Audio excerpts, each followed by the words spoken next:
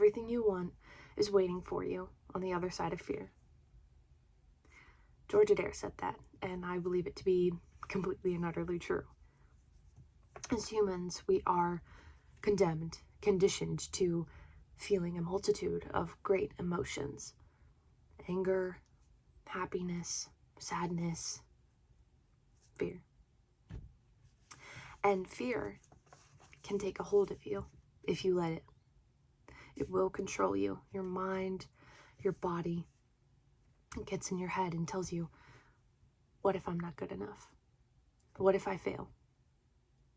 And it gives you physical symptoms like nausea, sweaty palms, dry mouth. But as humans who are able to feel all these big emotions and feelings, we have to learn how to get through them, how to overcome them, how to brave them. And bravery itself is not the lack of fear, but rather the accepting of it in anything you do.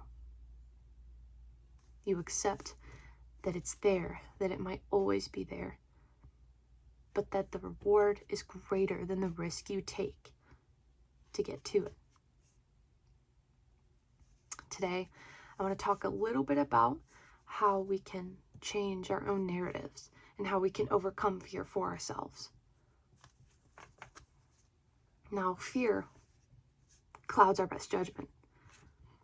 All right, tells our basic instincts that things that are small and mundane are severely lethal. Things like giving a speech might feel like something deadly to you. In your head, you know it's not.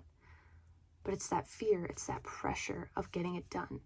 Maybe you're scared of standing in front of a crowd, talking to a bunch of strangers.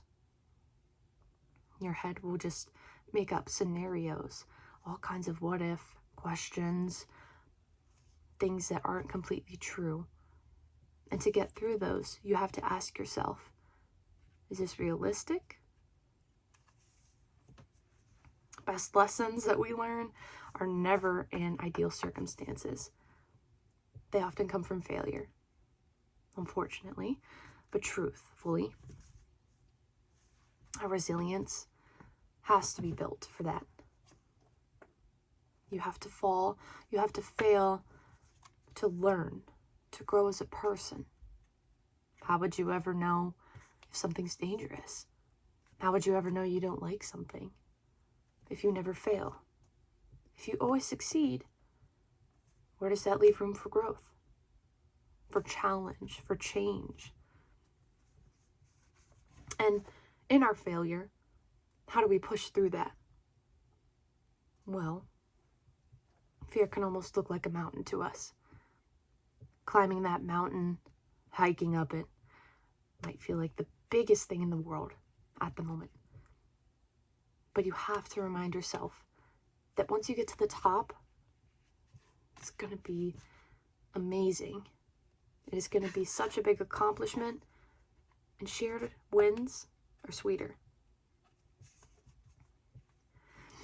Failure, if you do fail, is not the end. It's a learning opportunity. It is growth. It is a lesson for you. And we aren't alone. If you fail, you are not alone. There are people you can go to, family members, friends. There are helplines you can call if you really need to talk to somebody. There is always a way out, and there are always people there who you can talk to. Letting fear dictate your life seems like the easier way. Growth to some people in that way, learning how to overcome something very hard, is very difficult.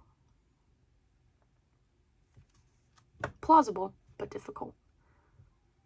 You have to learn how to overcome hurdles, how to be the best version of yourself. And it's definitely easier with community. But ultimately, you have to learn from your hardships. You have to be willing to learn from those hardships, from those failures. And at the end of the day, you will find out you're more capable than you thought. Thank you.